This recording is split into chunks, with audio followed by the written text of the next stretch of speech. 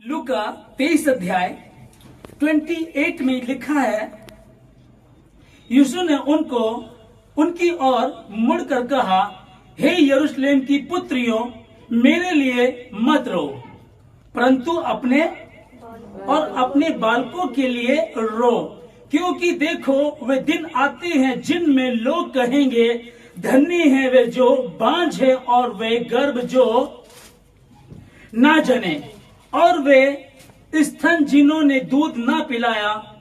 उस समय वे पहाड़ों से कहने लगेंगे कि हम पर गिरो, और टीलों से कहेंगे कि हमें ढा दो, क्योंकि जब वे हरे पेड़ के साथ ऐसा करते हैं तो सूखे के साथ क्या कुछ ना करेंगे। समझ पाए इस चीज को? कुछ स्त्रियां यीशु मसीह को घसीटा जा रहा है, मारा जा रहा है और क्रूस पर ले जाने की तैयारी की जा रही है। यहां यीशु मसीह उनके साथ बात करने लगे, हे बेटियों, हे मेरी पुत्रियों, यरूशलेम की पुत्रियों, उनसे कहने लगा कि तुम मेरे लिए चिंता मत करो, अपने और अपने बालकों के लिए, अपने बच्चों के लिए चिंता करो, क्योंकि ऐसे दिन आने वाले हैं, इतना बुरा समय आने वाला है। आप सुनोगे, न्यूज पे सुनोगे, न्यूज़पेपर में पढ़ोगे, कानों पर हाथ रख लोगे और कहोगे कि किस पर विश्वास किया जाए।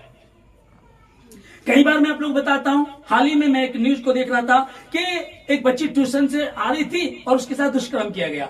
ओके, अभी 19 मार्च 2024 को उत्तर प्रदेश के बदायूं में दो परिवार, जैसे कि कॉलोनी में रहते हैं, एक मुस्लिम परिवार, एक हिंदू परिवार, आमने सामने रहते हैं, आपस में बहुत प्यार, इतना प्यार कि जो मुस्लिम था वो नाई की दुकान थी उसकी, सैलून की, वो दुकान से आता है कि मेरी तबीयत खराब है, और आ करके उस हिंदू परिवार के जाता है, तब वो बोलता है कि मेरी थोड़ी तबीयत खराब, मैं ऊपर जा रहा हूं।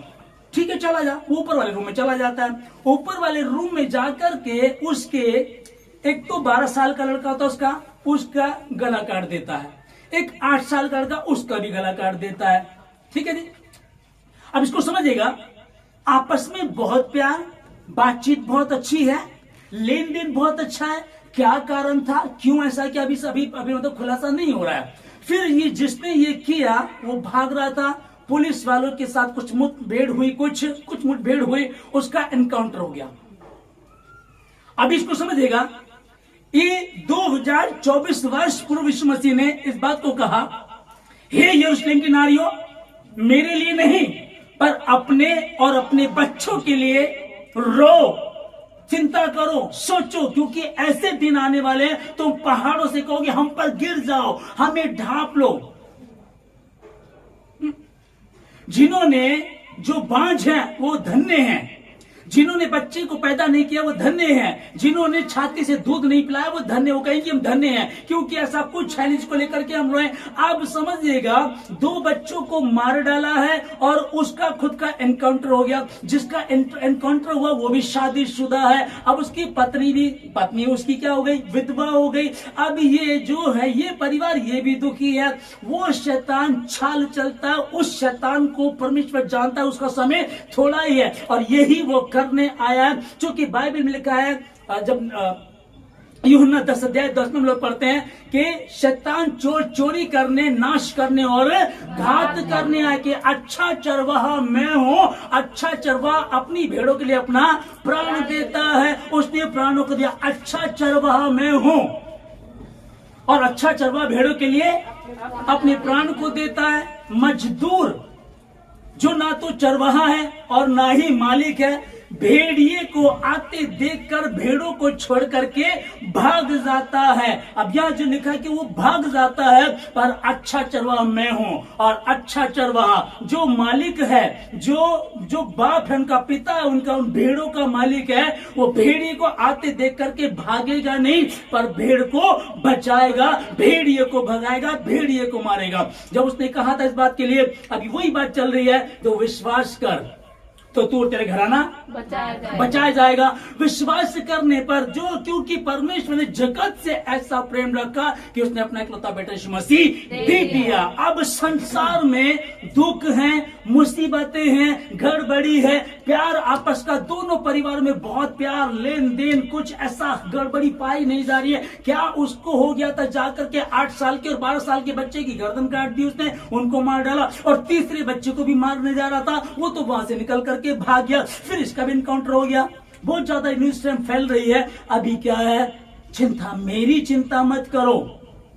हे प्रभु, ये क्या हो रहा है आपके साथ? हे प्रभु, आपको घसीटा जा रहा है। हे प्रभु, आपकी दाढ़ी नोची गई। हे प्रभु, आपके मुंह पे थूका गया है। हे प्रभु, आपके मुंह पे थप्पड़ मार रहे थे, इसीलिए ताकि जो गुनाह तुमने किए वो अपने ऊपर ले ले, और इन गुनाहों को अपने ऊपर लेने के लिए उसने ऐसा किया, उसने ऐसा किया। अब हम कहाँ हैं जिसमें हमने जो ये लूका 23 का 28 से पढ़ रहे थे, जिस वचन को लिखा है कि यीशु ने उनको, उनकी ओर मुड़कर कहा, हे यरूशलेम की पुत्रियों, मेरे लिए मत रो, परंतु अपने और अपने बालकों के लिए।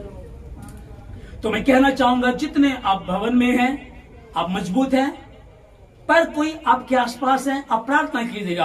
आप जो ऑनलाइन सुन रहे हैं, प्रार्थना कीजिएगा कि परमेश्वर तेरा राज्य आए, तेरी इच्छा जैसे आसमान में पूरी जमीन पर हमारे जीवन से हो जाए। परमेश्वर तेरी इच्छा जमीन पर हो जाए, और जो स्वर्ग में है वो जमीन पर हो जाए। का मतलब क्या हुआ? परमेश्वर यहाँ भी स्वर्ग बन जाए। कोई भेदभाव ना हो, कोई लड़ाई झगड़ा ना हो, हर कोई किसी पर विश्वास करे, और जिस पर विश्वास किया जाए वो विश्वास योग्य ठहर सके। ये कब होगा? जब उसका राज्य आएगा। जब तक उसका राज्य नहीं आएगा ये संभव नहीं है। इसीलिए उसका राज्य आने, उसके राज्य का आना अनिवार्य है। और आप और मैं, जब हमको रखा गया, हम प्रार्थना करें, क्योंकि हमको पृथ्वी का नमक कहा गया है। God bless you. परमेश्वर आप लोगों को आशीष दे।